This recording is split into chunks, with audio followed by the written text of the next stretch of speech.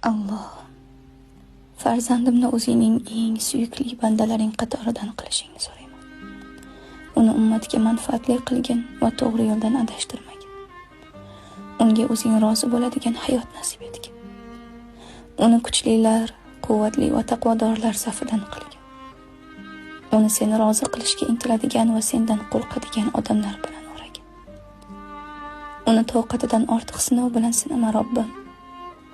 Unga o'z huzuringdan ko'plab manfaatli va robboniy ilmlar hamda yuksak fahm va farosat ato ayla.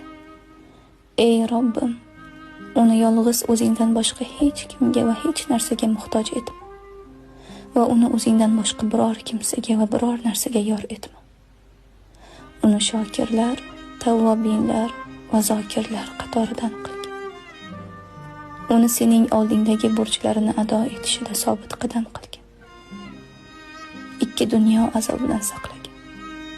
Uni hisobsiz jannatingga kirguvchilar qatoridan qil. Uni o'z nafsining yomonligidan asra va barcha gunohlarini mag'firat et. Uni o'zingga oshiqlardan qilgin.